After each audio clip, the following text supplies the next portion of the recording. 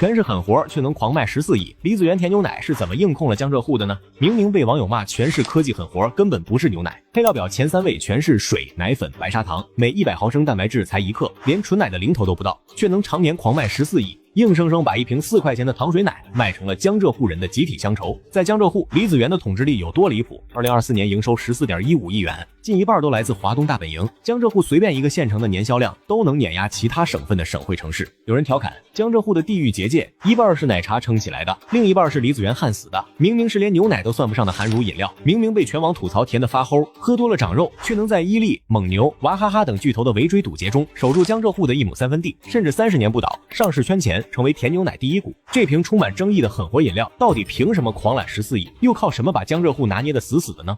上世纪80年代，浙江金华的李国平眼看着新鲜牛奶保质期短，纯牛奶又太贵，没人舍得天天喝，于是他就开了家炼乳作坊，把牛奶加工成炼乳，卖给上海、江苏的奶糖厂。可直到1994年，李国平才找对路子。他发现江浙沪的小孩不爱喝寡淡的纯牛奶，却对甜甜的乳味饮料特别着迷。但当时市场上没有一款性价比高，还适配小孩的。于是李子源品牌正式成立，第一款核心产品甜牛奶乳饮料，说白了就是奶粉、水、糖勾兑的糖水奶。这款产品从一开始就把狠活玩得明明白白，不用新鲜牛奶，改用奶粉冲泡，既降低成本又方便运输，还不容易坏，多放白砂糖，大人小孩都爱喝，售价才1块多一瓶，比纯牛奶还要便宜1半。就这么靠着一瓶糖水奶，李子源在江浙沪下沉市场扎了根。2000年销售额突破1亿元，2003年飙升到4.3亿元，直接成为江浙沪区域性乳饮龙头。在伊利、蒙牛的夹缝中，硬生生杀出了一条糖水赛道。要知道那一年蒙牛才成立8年，伊利也还没成为全国巨头，李子源的先发优势就这么定下来了。李子源能年销14亿，硬控江浙沪，靠的不是产品有多优质，第一点就是狠活降本，靠性价比碾压同行。李子源的狠活从不藏着掖着，看配料表就知道，除了水、奶粉、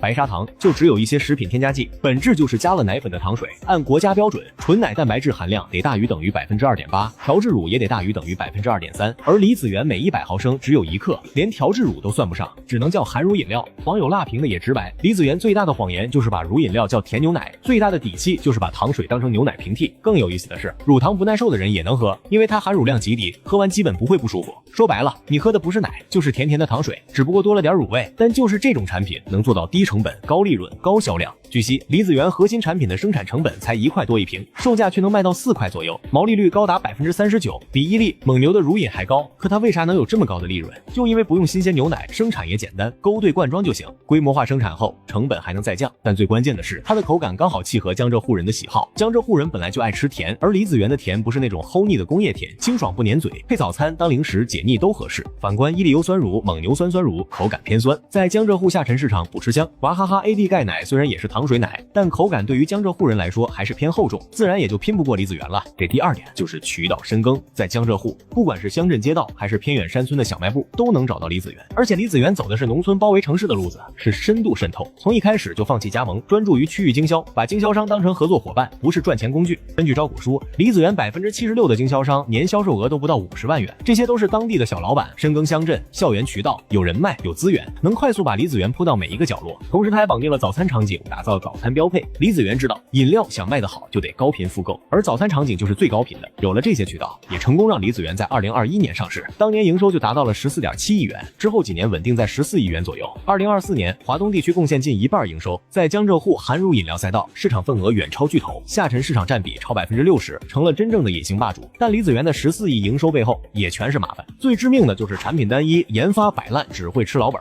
李子源95%以上的营收都来自那瓶糖水奶，其他产品都是陪衬，几乎卖不动。从1994年到2024年，30年时间，他没推出过一款能撼动核心产品的新品。第二个麻烦就是太依赖江浙沪，全国化根本推不动，增长陷入瓶颈。李子源14亿营收近一半来自华东，华中和西南只占一小部分，华北、东北、华南几乎没销量。说白了还是个区域性品牌。2024年华东地区营收还下降了 0.58%， 说明大本营的增长也慢下来了。与此同时，李子源的口碑也越来越差了。虽然他都强调自己是含乳饮料，符合国标，但广告一直误导大家以为是牛奶。再加上有网友买到过有异味有异物的产品，品控不过关，越来越多人放弃它。现在李子源还是江浙沪小卖部的常客，只是越来越多的年轻人和家长已经放弃它了。毕竟靠狠活赚的钱终究不长久，靠老本守的江山也终究是不牢固。李子源想活下去，唯一的出路就是放弃狠活，多投研发，做真正健康、符合趋势的产品。